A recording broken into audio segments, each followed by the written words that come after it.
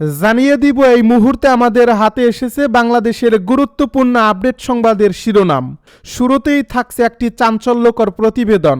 আওয়ামী লীগ চুপ মানেই সর্বনাশ, আওয়ামী লীগ ছাড়া নির্বাচন মানেই ক্ষমতার কফিনের শেষ পেরেক, আওয়ামী লীগকে ছাড়া 12 ফেব্রুয়ারির নির্বাচন অশনি সংকেত। এ নিয়ে থাকবে আমাদের একটা বিস্তারিত প্রতিবেদন, তাই সম্পূর্ণ ভিডিও জুড়ে আমাদের সাথেই থাকুন।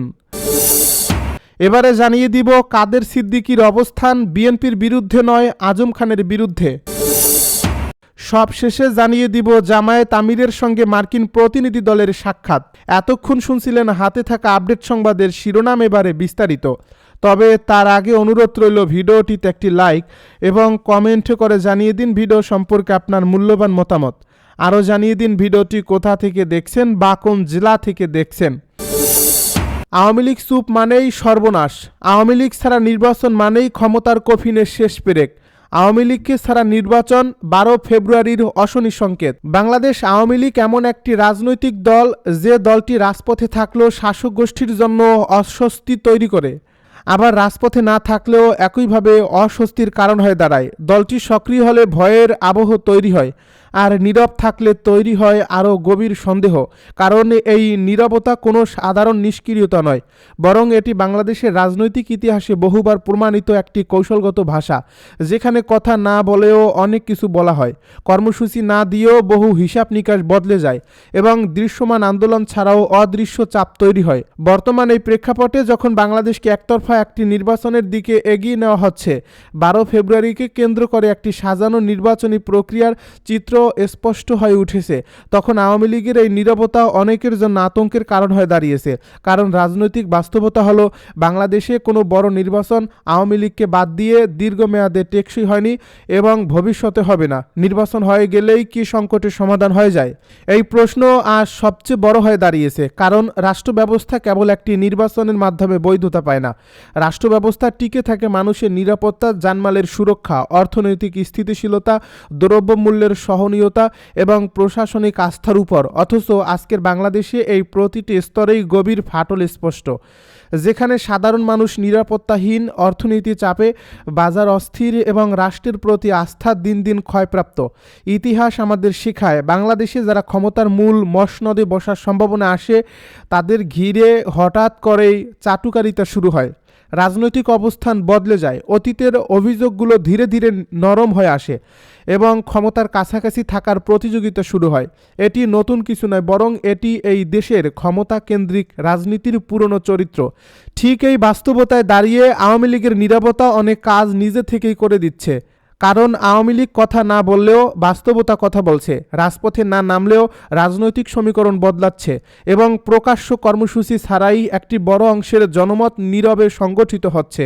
নীরবতা মানে এখানে আত্মসমর্পণ নয়, নীরবতা মানে পরিস্থিতি অনুযায়ী কৌশলগত অবস্থান, যেখানে সম্মতি, প্রতিবাদ ও গোপন প্রস্তুতি এই তিনটি বিষয় একসাথে কাজ করতে পারে এবং রাজনৈতিক নীরবতা অনেক সময় সরব বক্তৃতার চেয়েও বেশি কার্যকর হয়ে ওঠে। যদি সত্যিই আওয়ামী লীগকে বাদ দিয়ে একটি নির্বাচন অনুষ্ঠিত হয়, তবে সেই নির্বাচন যতই প্রশাসনিকভাবে সম্পূর্ণ হোক না কেন, রাজনৈতিক ও সামাজিক বৈধতার প্রশ্ন থেকেই যাবে। কারণ বাংলাদেশের রাজনীতিতে আওয়ামী লীগ কেবল একটি দল নয়, এটি একটি বড় সামাজিক ও ঐতিহাসিক বাস্তবতা, যাকে বাদ দিয়ে নির্বাচনের মাধ্যমে স্থিতিশীল শাসন প্রতিষ্ঠা করা বাস্তবসম্মত নয়। বরং এমন একটি নির্বাচন অতীতের বিতর্কিত নির্বাচনগুলো নিয়ে যে প্রশ্নগুলো আওয়ামী লীগের বিরুদ্ধে তোলা হতো, সেগুলোকেও নতুনভাবে মূল্যায়নের সুযোগ তৈরি করে দেবে। যেখানে মানুষ বলবে একতরফা নির্বাচন আসলে কারা করছে, অথবা ক্ষমতা কাঠামো নিজের বৈধতা নিজেই প্রশ্নের মুখে ফেলবে। আর আওয়ামী লীগকে তখন অতিরিক্ত কিছু বলার প্রয়োজনই পড়বে না। রাজনৈতিক দল হিসেবে আওয়ামী লীগ যে নিঃশেষ হয়ে যায়নি এবং যাবে না, তা ইতিহাস বহুবার প্রমাণ করছে। কারণ এই দলটি বারবার সংকট থেকে ফিরে এসেছে ভিন্ন কৌশলে, ভিন্ন সময়ে, কখনো প্রকাশ্যে আন্দোলনের মাধ্যমে, কখনো দীর্ঘ নীরব প্রস্তুতির মধ্য দিয়ে। শেখ হাসিনার নেতৃত্ব, তার রাজনৈতিক অভিজ্ঞতা এবং আঞ্চলিক ও আন্তর্জাতিক বাস্তবতা সম্পর্কে ধারণা, সব কিছু মিলিয়ে আওয়ামী লীগের ভবিষ্যৎ কৌশল যে হঠাৎ আবেগ নির্ভর হবে না, সেটিও স্পষ্ট। কারণ রাজনীতি এখানে ধৈর্য, সময় ও পরিস্থিতি বোঝার খেলা। বাংলাদেশের রাজনীতিতে রাজপথ গুরুত্বপূর্ণ, কিন্তু রাজপথে নামার সময় নির্ধারণ করাটাই সবচেয়ে বড় রাজনৈতিক দক্ষতা। আর সেই দক্ষতার অংশ হিসেবেই এই নীরবতা ভবিষ্যতের বড় পরিবর্তনের ভূমিকা তৈরি করতে পারে। শেষ পর্যন্ত এই দেশের ইতিহাস বলে কাগজে কলমে ক্ষমতা দখল করা যায়, কিন্তু জনসমর্থন ও রাজনৈতিক গ্রহণযোগ্যতা ছাড়া দীর্ঘমেয়াদে রাষ্ট্র পরিচালনা করা যায় না।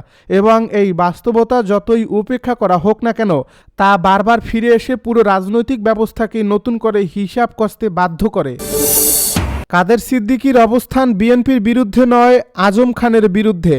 কৃষক শ্রমিক জনতা লীগের সভাপতি বঙ্গবীর কাদের সিদ্দিকী বলেছেন, আসন্ন নির্বাচনে টাঙ্গাইল ৮ আসনে তার ও তাদের দলের অবস্থান বিএনপির বিরুদ্ধে নয়, এটা বিএনপির মনোনীত প্রার্থী আহমেদ আজম খানের বিরুদ্ধে। রোববার সন্ধ্যায় টাঙ্গাইল শহরের কবি নজরুল সরণিতে নিজ বাসভবন সোনার বাংলায় কাদের সিদ্দিকী প্রথম আলোকে একথা বলেন। কৃষক শ্রমিক জনতা লীগ এবার জাতীয় সংসদ নির্বাচনে অংশ নিচ্ছে না, তবে কাদের সিদ্দিকী তার নিজ নির্বাচনী এলাকা টাঙ্গাইল ৮ আসনে বিএনপি প্রার্থীর বিরুদ্ধে অবস্থান নিয়েছেন। সমর্থন দিয়েছেন স্বতন্ত্র প্রার্থী সালাউদ্দিন আলমগীরকে। আবার টাঙ্গাইল ৪ আসনে স্বতন্ত্র প্রার্থী বড় ভাই সাবেক মন্ত্রী আব্দুল লতিফ সিদ্দিকীকেও তিনি সমর্থন জানিয়েছেন। কাদের সিদ্দিকী প্রথম আলোকে বলেন, এবার নির্বাচনে বেশিরভাগ ভোটার সাধারণ মানুষ ভোটদান থেকে বঞ্চিত হচ্ছেন। আওয়ামী লীগ একটা মস্ত বড় দল। আওয়ামী লীগের নেতৃত্বে বাংলাদেশ প্রতিষ্ঠা হয়েছে।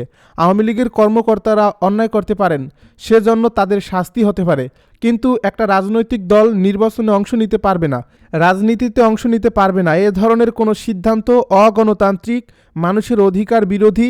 সেজন্য কৃষক শ্রমিক জনতা লীগ এবার ভোটে অংশগ্রহণ করেন। ভোটে অংশগ্রহণ না করার পরও তার নিজ আসনে বিএনপি প্রার্থীর বিরুদ্ধে অবস্থান এবং স্বতন্ত্র প্রার্থীকে সমর্থন প্রসঙ্গে কাদের সিদ্দিকী বলেন, যেহেতু ওখানে আমাদের দলের জন্ম, সেহেতু একটা খেলা হলে অন্তত খেলা দেখতে যেতে হয়। আমরা সেই খেলা দেখতে গেলাম। টাঙ্গাইল ৮ আসনে বিএনপি প্রার্থী আহমেদ আজম খানের বিরুদ্ধে অবস্থান নেওয়া প্রসঙ্গে তিনি বলেন, এই আহমেদ আজম খানকে নিয়ে যে ইলেকশনটা, এটা পরিষ্কার বলা যায় না যে সরাসরি বিএনপির বিরুদ্ধে, অনেকটা আহমেদ আজমের বিরুদ্ধে। তিনি একজন অরাজনৈতিক মানুষ। তিনি আমাদের কাছে এসেছিলেন, খুবই সুন্দর কথা বলেছেন। উনি খুব গুছিয়ে কথা বলার চেষ্টা বলছেন। আমি তাকে বলেছিলাম যে আমি কর্মীদের কাছে জিজ্ঞাসা করিনি, তারপর দেখা যাক কি বলা যায়। কাদের সিদ্দিকী বলেন, উনি বহু মানুষকে জেলখানায় ঢুকিয়েছেন, আবার সেখান থেকে ছাড়িয়ে এনে তার পক্ষে নেওয়ার চেষ্টা করেছেন। কালকেও দেখলাম ওরকম একটা ঘটনা। ওইখানে সবচেয়ে বড় কথা হলো, উনি কথা দিয়ে কথা রাখেন না। দ্বিতীয়ত, উনি মুক্তিযোদ্ধা নন। তারপরও উনি নিজেকে মুক্তিযোদ্ধা বলেছেন। খন্দকার বাতেনের সঙ্গে নাকি ছিলেন। মুক্তিযোদ্ধাদের সময় এই অঞ্চলে বাতেনের কোনো অস্তিত্বই ছিল না। তা যাই হোক, কালকে আমি শুনলাম একজন প্রবীণ মুক্তিযোদ্ধা শেখ হাবিব, সেই শেখ হাবিবকে তার লোকেরা তার সামনে মারধর করেছেন। প্রথম কাতারের মুক্তিযোদ্ধা শেখ হাবিব বিএনপি করেন, তারপরও যদি তার হাতে মার খেতে হয়, সরকার গঠন হয় নাই। এখনই যদি এমন হয়, তাহলে সংসদে গেলে সরকার গঠন হলে আহমেদ আজমের চাপে সখীপুরে মানুষ থাকতে পারবেন না। জামাত আমিরের সঙ্গে মার্কিন প্রতিনিধি দলের সাক্ষাৎ। বাংলাদেশ জামায়াতে ইসলামের আমির ডাক্তার শফিকুর রহমানের সঙ্গে সৌজন্য সাক্ষাৎ করেছেন মার্কিন যুক্তরাষ্ট্রের সাবেক স্টেট সেক্রেটারি অ্যালবার্ট গি গম্বিশের নেতৃত্বে উচ্চ পর্যায়ের একটি প্রতিনিধি দল। রোববার দুপুর 2টায় রাজধানীর মগবাজারের জামায়াতের কেন্দ্রীয় কার্যালয়ে এই মত বিনিময় সভা অনুষ্ঠিত হয়। অত্যন্ত সৌহার্দ্যপূর্ণ পরিবেশে অনুষ্ঠিত এই বৈঠকে তারা পারস্পরিক কুশল বিনিময় করেন। মত বিনিময়কালে বাংলাদেশের বর্তমান রাজনৈতিক পরিস্থিতি, আসন্ন ত্রয়োদশ জাতীয় সংসদ নির্বাচন এবং প্রস্তাবিত গণভোট নিয়ে বিস্তারিত আলোচনা হয়। প্রতিনিধি এই দলটি বাংলাদেশ ও মার্কিন যুক্তরাষ্ট্রের মধ্যে বিদ্যমান বন্ধুত্বপূর্ণ সম্পর্কে ভবিষ্যতে আরও ঘনিষ্ঠ, সুদৃঢ় এবং সহযোগিতামূলক করার উপর গুরুত্ব আরোপ করেন।